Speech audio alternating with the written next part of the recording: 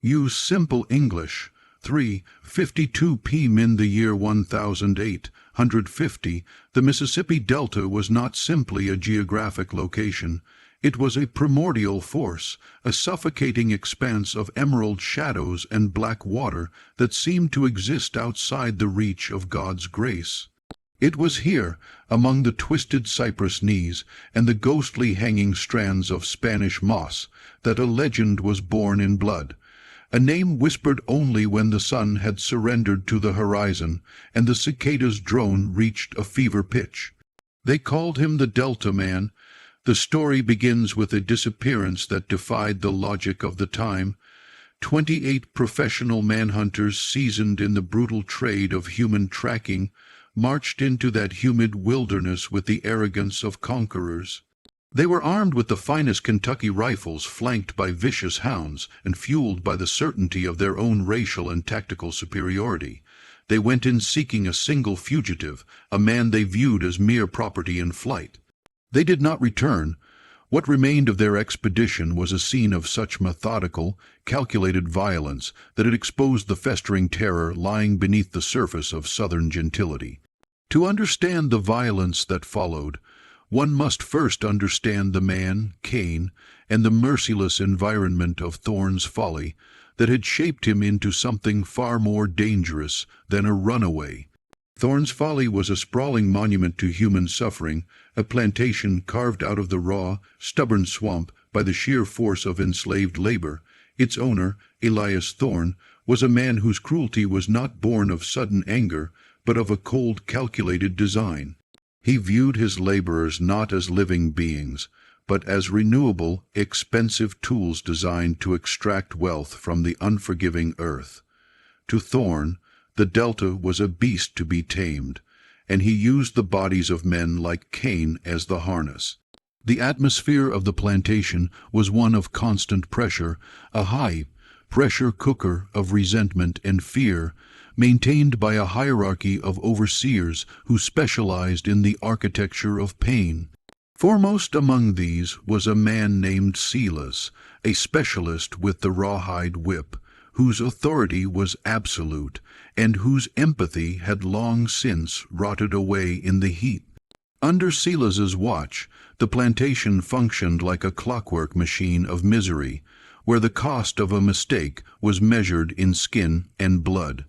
Yet even in this environment of total control, there was a variable Thorne, and Silas failed to account for the silent, watchful nature of Cain, which they mistook for dullness, but which was actually the gathering of a destructive internal storm. Cain was a man of unusual and terrifying height, his frame hardened not by the domestic chores of the big house, but by the relentless backbreaking work of the frontier. He was the one sent to pull the ancient stumps that refused to budge, the one who wrestled with the thick black mud of the bayou to clear new land for Thorne's ever-expanding cotton empire. His skin was the color of the deep earth he tilled, his eyes observant and deep-set, harboring a reservoir of suppressed fury that he kept masked behind a veil of stoic obedience. While others broke under the lash or the weight of the sun, Cain seemed to absorb the brutality, integrating it into his very muscles. He knew the Delta better than any surveyor. He had felt the pulse of the swamp in his feet and understood the language of the water moccasins and the rotting timber. He was a creature forged in a furnace of labor and neglect. A man who had been stripped of everything, name, family, and humanity, until only the raw, irreducible core of his will remained. He was a silent witness to 1,000 injustices, waiting for the single spark that would finally ignite the decades of compressed rage into a fire. That spark arrived on a stifling August afternoon in 1850, a day when the air felt thick enough to swallow, and the sun was a white hot eye staring down from a cloudless sky. The heat had pushed everyone to the brink of madness. A young boy, a relative of Cain's who had not yet been fully broken by the system, committed a minor mistake in work, a momentary pause to wipe the stinging sweat from his eyes. Silas, fueled by the heat and his own cruel whims, did not deliver a corrective blow. He began an exhibition of prolonged mocking cruelty that went beyond the bounds of even the plantation's twisted rules. As the child's screams echoed across the fields, something fundamental within Cain finally snapped. It was not a loud or dramatic rupture. It was the silent, terrifying finality of a chain breaking under a load it was never meant to carry. Cain stopped his work. He dropped his heavy iron hoe and straightened his massive frame, turning toward the overseer with a gaze that suddenly held the weight of a death sentence. The transition from property to predator happened in a heartbeat, and the world of Thorne's folly would never be the same. The confrontation was swift, total, and horrifying in its lack of hesitation. Silas, accustomed to the immediate paralyzed submission of his victims, laughed as he saw the large man approaching, raising his whip to teach a final lesson in hierarchy. That laugh was the last sound Silas ever made. Cain did not beg, he did not shout, and he did not flee. He moved with an unnatural speed that defied his size, his hands calloused and powerful from years of wrestling the earth, closing around the overseer with the force of a vice. In a matter of seconds, the petty tyrant was disarmed, subdued, and silenced. His body left broken in the very soil where he had exerted his cruelty. But Cain did not stop with a single act of rebellion. He knew that the killing of an overseer normally meant a desperate flight into the woods to await a slow death. Instead, he walked calmly toward the quarters, his movements deliberate and devoid of panic. He retrieved a small, heavy axe head he had secretly sharpened and hidden, and then, with a chilling, calculated resolve, he confronted the remaining overseers. These were not messy murders. They were executions delivered with a precision that suggested Cain was no longer just a man, but an architect of justice, burning every bridge behind him. By the time the sun began to dip toward the horizon, 4 of Thorne's most trusted enforcers lay dead, and the fugitive had vanished. Cain had taken what he needed, a heavy single-shot rifle, a few pistols, and a supply of powder. He did not run toward the north in a blind panic. He walked into the dense, suffocating woods of the delta, melting into the shadows and the mud he knew so well. The response from Elias Thorne was immediate and born of a deep-boned deep terror. An isolated murder was a tragedy, but the systematic slaughter of his hierarchy was an insult to the very idea of the plantation system. If news of this defiance spread, it could grow into a general revolt that would consume the South. Thorne dispatched riders to every corner of the region, summoning the elite of the professional manhunters led by the cold, ruthless Captain Jebediah Colt. These 28 men, equipped with the best weapons and the most vicious hounds, entered the swamp with the confidence of gods. They believed they were hunting a field hand who had malfunctioned. They did not realize they were stepping into a carefully crafted killing ground designed by a man who had turned the Delta into his own personal fortress. The hunt had begun, but the roles of predator and prey were already beginning to blur. The transition from the cleared, orderly rows of Thorne's folly into the untamed heart of the Mississippi Delta was like passing through a veil into a prehistoric world that resented the intrusion of man. As Captain Jebediah Colt led his 28 men across the scorched edge of the plantation, the air itself seemed to change, thickening with the sickly scent of stagnant water and the metallic tang of rotting vegetation. This region, known to the locals as the Black Shallows, was a maze of cypress groves and shifting mud banks, where the sun struggled to penetrate the dense canopy. The Spanish moss hung in ghostly strands draped over twisted branches like the tattered banners of a forgotten army, absorbing both light and sound. In this environment, the usual markers of direction, the position of the sun, the flow of a creek, became distorted and unreliable. The hunters, despite their heavy weapons and professional confidence, felt the first stirrings of an ancient dread. The swamp was a place of constant twilight, a cathedral of gloom, where every step was a gamble against the sinking earth and the unseen predators lurking beneath the surface. To Cain, however, this was not a wilderness to be feared. It was a sanctuary of his own making, a fortress of mud and shadow, where the rules of the plantation no longer held power. Captain Colt maintained his posture of cold, ruthless focus, refusing to acknowledge the oppressive weight of the environment. He was a man who built his reputation on the cold efficiency of the hunt, a master of tracking, who viewed the fugitive not as a man, but as a malfunction in a machine. His party was a perfect fighting force for the era. 28 men, heavily armed with flintlock rifles and hunting knives, supported by a pack of the finest bloodhounds money could buy. They carried salted pork, hard biscuits, and chains. Miles of heavy iron designed to reclaim what Thorne considered his. Colt's strategy was simple: push hard, follow the dogs, and break the fugitive spirit before the first nightfall. He boasted to his second in command, a grim overseer named Jasper, that the swamp might hide a rabbit, but it could not hide a monster from men of their skill. Yet, even as he spoke, the Deltu seemed to mock his words. The heat was a real weight pressing down on their lungs, and the relentless drone of biting insects became a maddening sound that tested the limits of their discipline. They were invaders in a realm that did not recognize their authority, and the first cracks in their collective pride were beginning to show. The hounds were the first to signal that the hunt had fundamentally changed.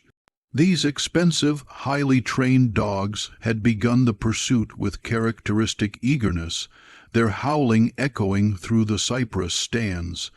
But as they penetrated deeper into the black shallows, their enthusiasm turned into a whimpering, instinctual terror. They would pick up Cain's scent trail, follow it for a few yards, and then freeze. Their tails tucked tightly between their legs, they began to strain against their leashes, not to advance, but to retreat toward the relative safety of the plantation boundaries. Their rolling eyes reflected a profound dread, seeing perhaps what the humans could not, that the creature they tracked had merged with the landscape itself. Most disturbing to Colt was the nature of the trail. Runaways typically fled in a panic, doubling back or wading through water to mask their scent. Cain's tracks were deep, steady, and terrifyingly clear. He was moving with a purposeful, measured pace, not fleeing in terror, but leading them with a chilling, calculated intent. It was as if the fugitive had laid out a map for them to follow, inviting them deeper into the maze, where the numerical advantage of 28 rifles would become a weakness rather than a strength. At midday, the party reached a narrow, sluggish creek that required a halt. Here they found the first real evidence of Cain's preparation, a small, crudely fashioned raft tied just below the waterline with fibers of river cane. It was an engineering marvel of local knowledge, utilizing the natural bend of the light to remain invisible to the untrained eye. Resting upon the raft, placed with a bizarre ritualistic care, was a single object that silenced the entire party, a piece of black walnut carefully carved into the shape of a human ear. It was polished to a high shine, smooth as glass, and bore the unmistakable likeness of a man's anatomy. This was not the work of a panicked field hand. It was a message of controlled engagement. It informed the hunters that their quarry was not only aware of their presence, but had found the time and the calm to whittle tokens for their confusion. The psychological impact was immediate. The men who were accustomed to commanding fear now felt it coiling in their own stomachs. They realized that the monster they were hunting was a strategist who saw them clearly even as he remained invisible within the swaying curtains of moss. The first blood was drawn late in the afternoon as the low sun cast long distorting shadows through the groves. A young scout named Hollies, who had spent the morning boasting of the easy bounty, moved slightly ahead of the main column to investigate a patch of sawgrass. The silence of the swamp was suddenly broken by a wet, sickening gurgle. There was no scream, no gunshot, and no struggle. When the party rushed forward, they found Hollis collapsed in the murky water, his life spilling out from a horrible wound in his throat. He had stepped on a tripwire made from a thin vine which had triggered a fire-hardened cypress stake hidden vertically beneath the surface. The trap was simple in its design but terrifying in its effectiveness. The stake had been smeared with a dark, foul-smelling mixture, a blend of mud and river fever rot that ensured any survivor would suffer a slow, agonizing death. 27 men now stood huddled together, looking at the body of their comrade, realizing that the landscape itself had been turned into a weapon against them. The hunt had inverted. The predators were now the prey, and the architect of their destruction was watching them from the shadows, counting his remaining targets. The sun began its final descent, sinking below the horizon and plunging the delta into a darkness thick enough to chew. The air grew colder, but the humidity remained, wrapping around the hunters like a damp shroud. Captain Colt, refusing to acknowledge the creeping fear within his ranks, ordered a temporary camp on a small rise of ground.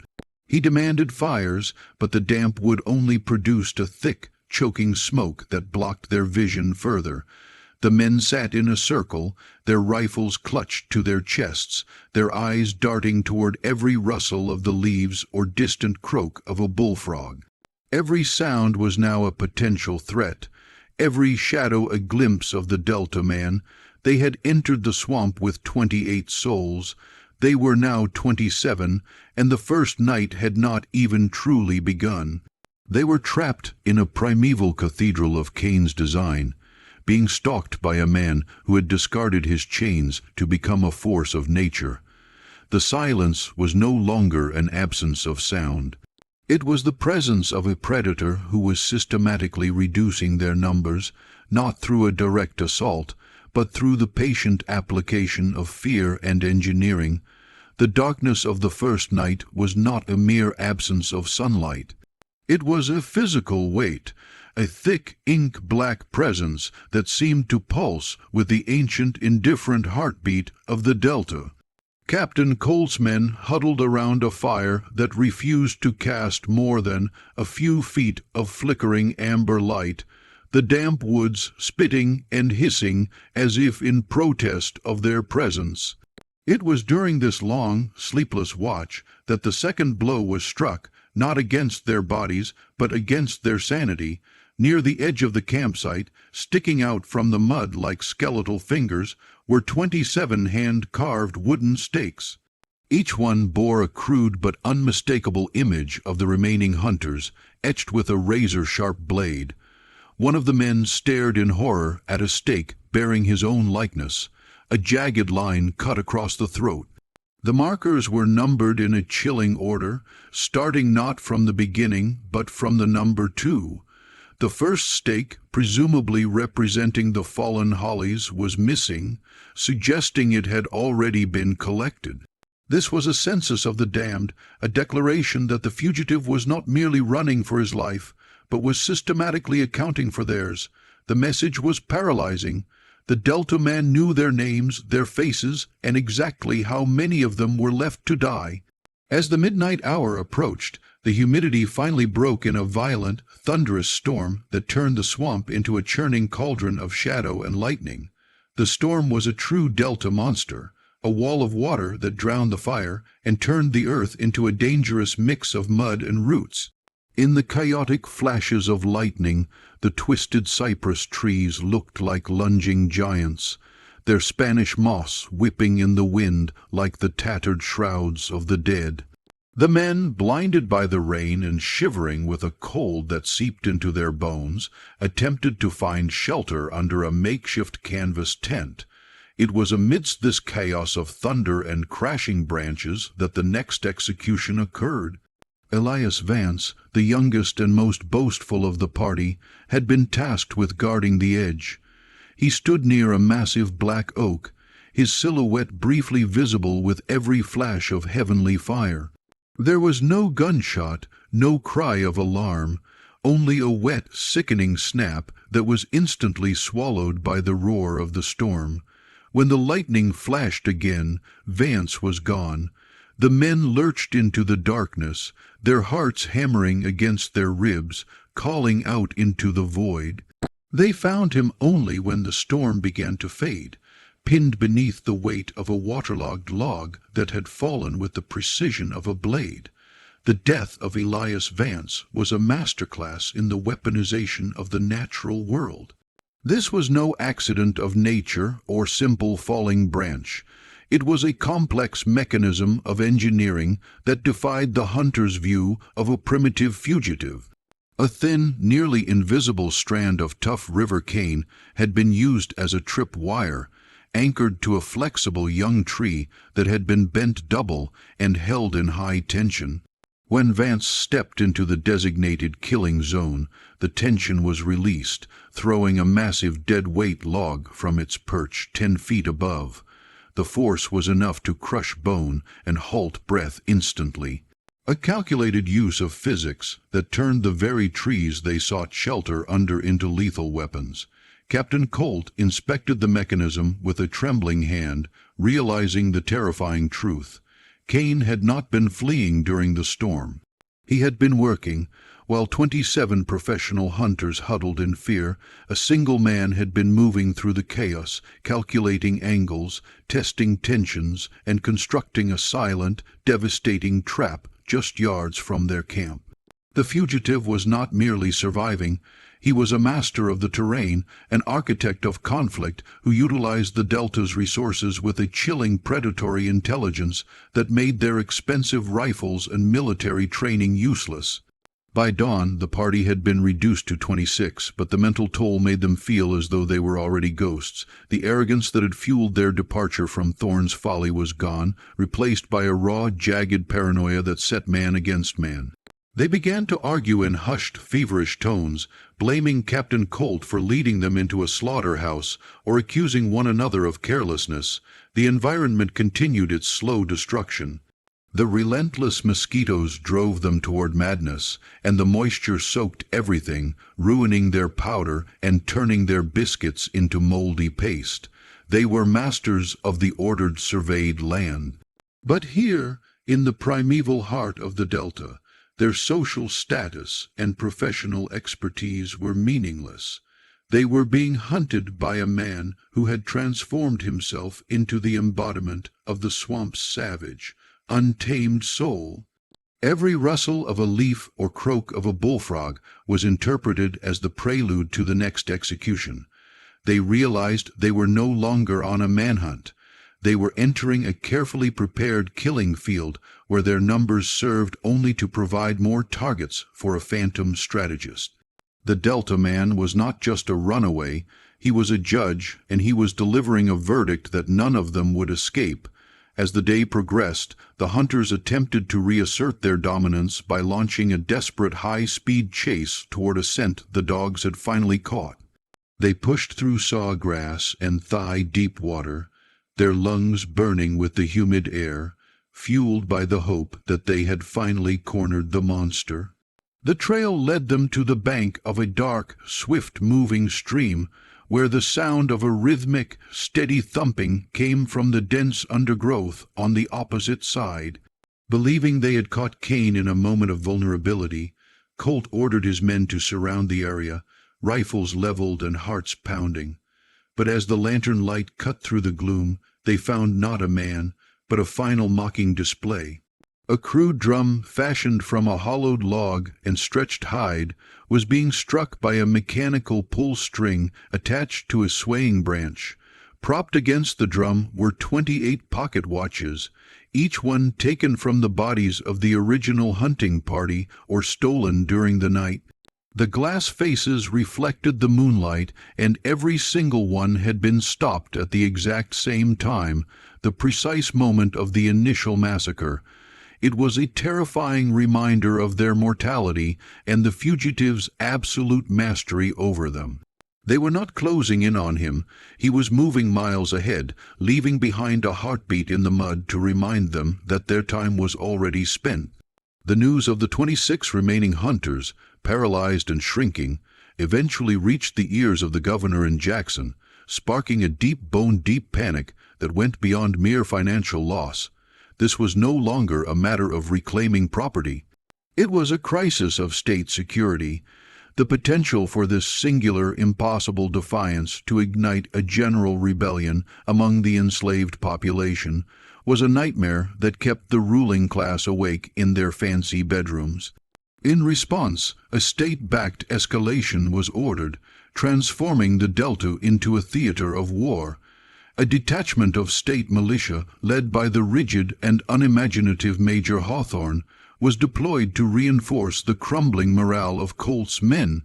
They brought with them the excessive might of field artillery and repeating rifles, a massive, clumsy response to a single man who fought with the shadows.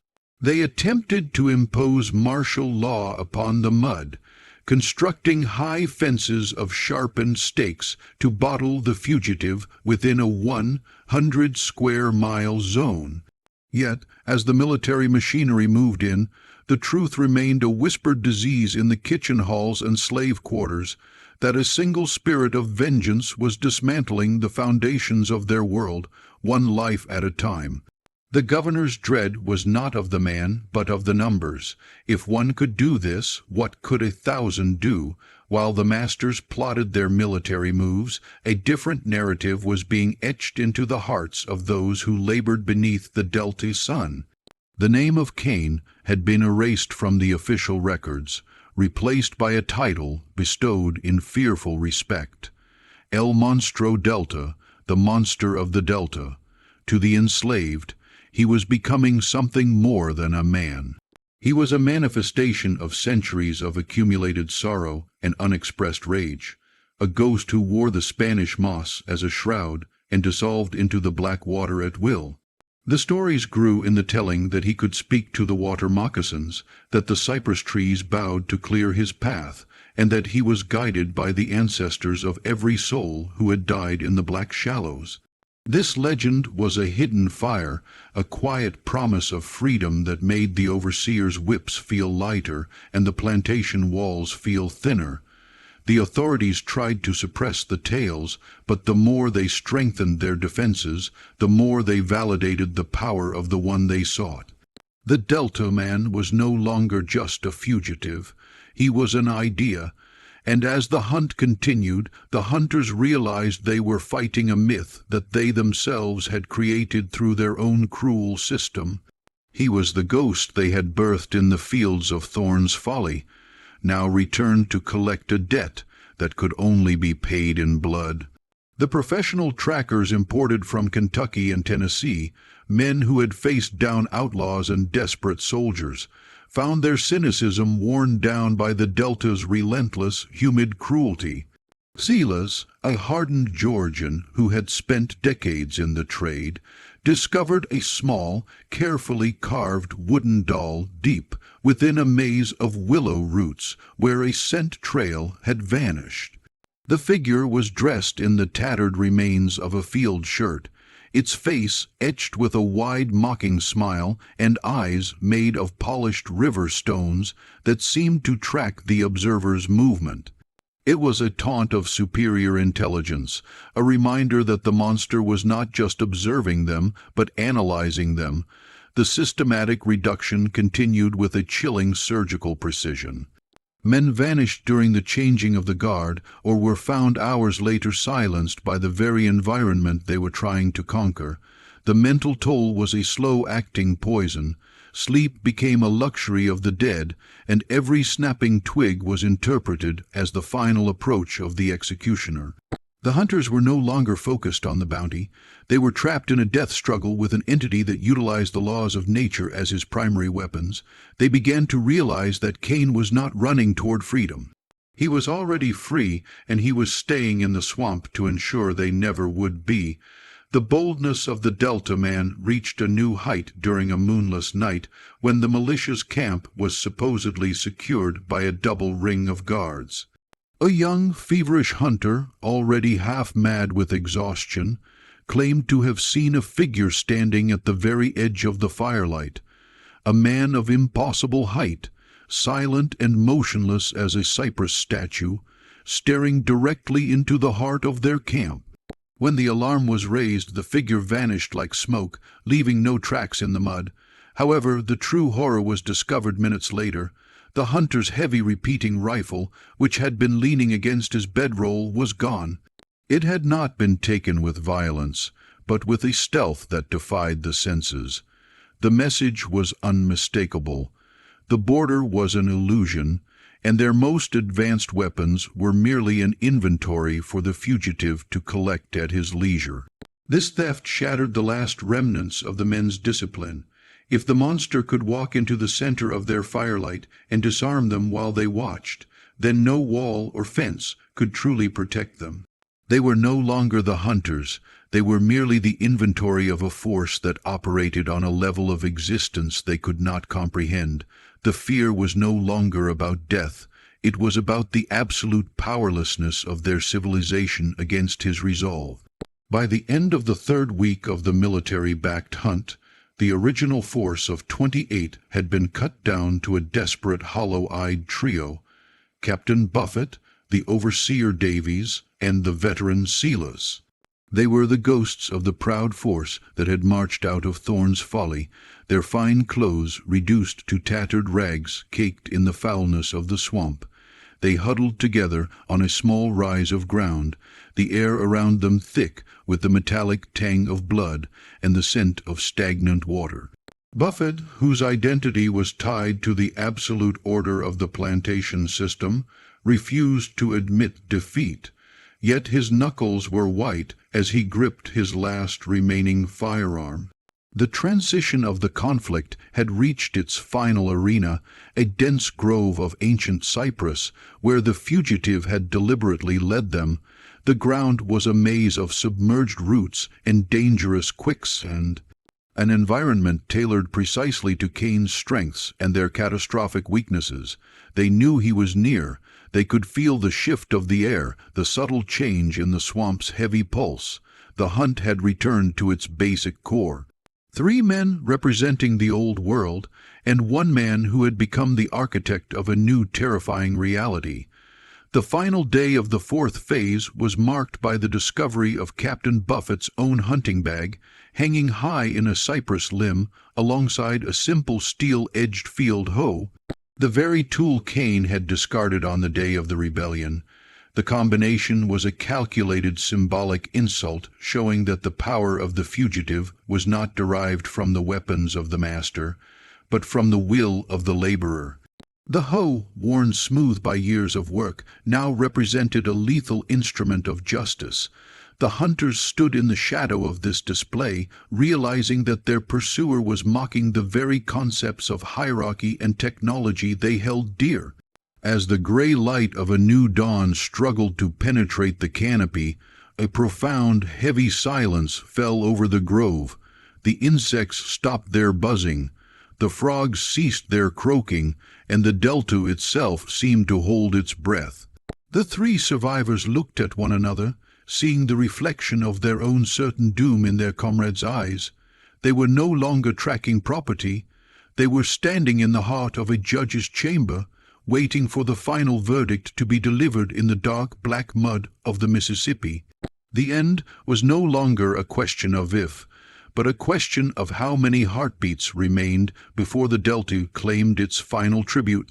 The air within the final cypress grove was a stagnant, suffocating shroud, a mixture of ancient rot and the iron scent of fresh blood that seemed to vibrate with the silence of a tomb.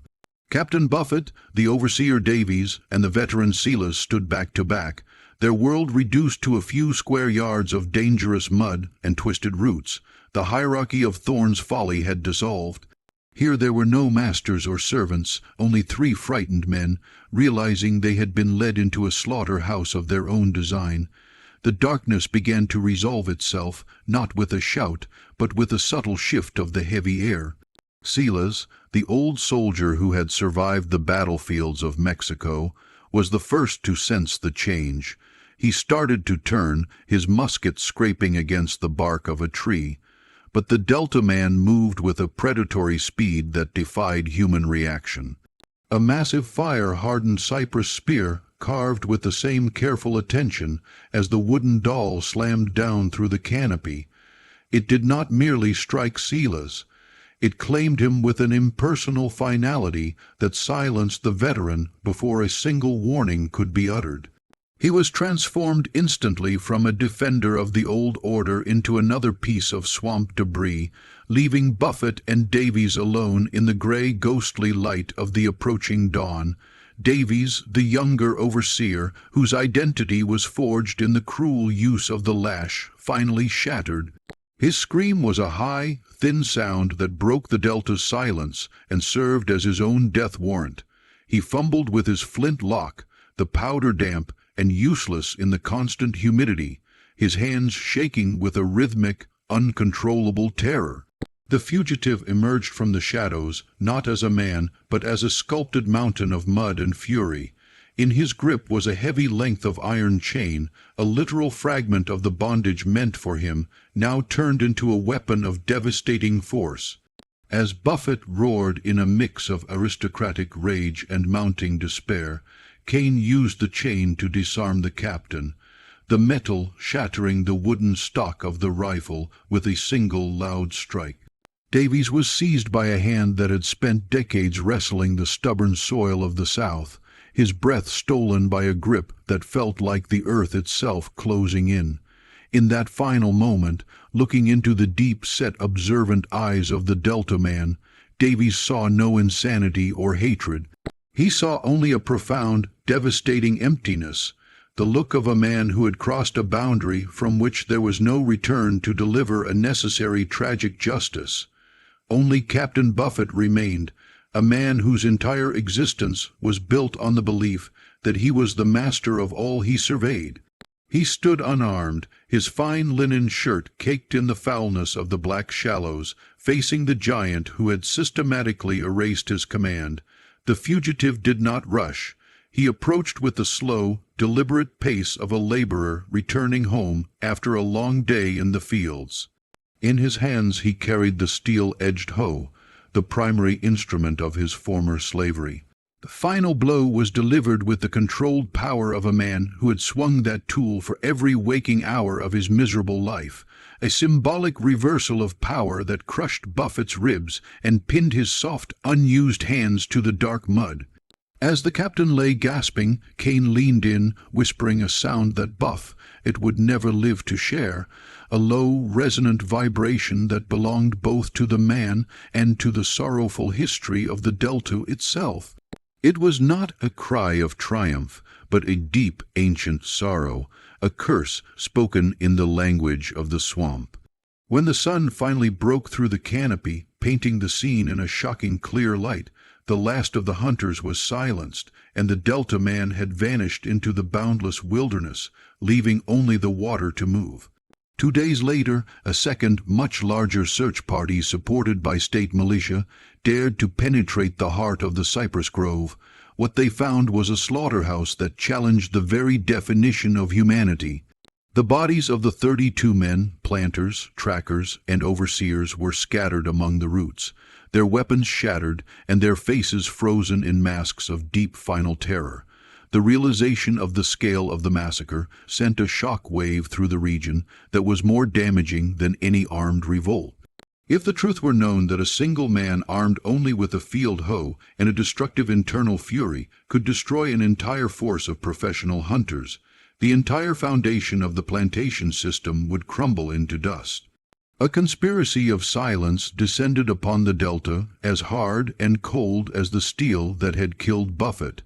Official reports were immediately falsified, attributing the losses to swamp fever, natural disasters, or a band of northern vagrants. The name Kane was scrubbed from the records of Thorne's Folly, his existence denied by the very men who had once claimed to own him. They attempted to bury the truth as they buried the bodies quickly, silently, and without the customary mourning of the ruling class. But the horror was too great to be contained by official orders. The blood had seeped too deeply into the mud, and the story of El Monstro Delta began to circulate like a fever through the slave quarters and the backwoods. In the flickering candle light of the cabins, the legend was told with a respectful pride. He became the eternal shadow in the swamp, a silent guardian who proved that the oppressed could roar back with primal ferocity. He was no longer a man who had escaped, but a force of nature who had stayed behind to guard the borders of defiance. To the planters, the sounds of the night, the snapping twig, the heavy splash, were no longer just nature. They were the rustling cloak of the legend, a constant reminder that their world was built on a volatile foundation of suppressed violence. Cain was never found. No trace of his clothing or a footprint leading out of the marsh ever discovered. He simply dissolved into the geography of resistance, becoming a ghost who haunted the dreams of the masters and fueled the resilience of the oppressed. His act was not just survival. It was a devastating announcement that freedom was always within the realm of possibility for those willing to pay the ultimate price. The legend of the Delta Man endures as a stark historical reality. A narrative etched not in paper, but in the black water and deep mud of the American South. It is a reminder that the greatest horrors do not emerge from myth, but from the brutal, unyielding desperation born of human bondage. The tragedy of Thorne's Folly was not merely the loss of life, but the exposure of the deep, festering fear that lay beneath the surface of Southern gentility. The knowledge that the tools of labor could at any moment become the instruments of a final, irreversible reckoning. Today, when the wind moans through the cypress knees and the Spanish moss sways in the humid air, it is said that the spirit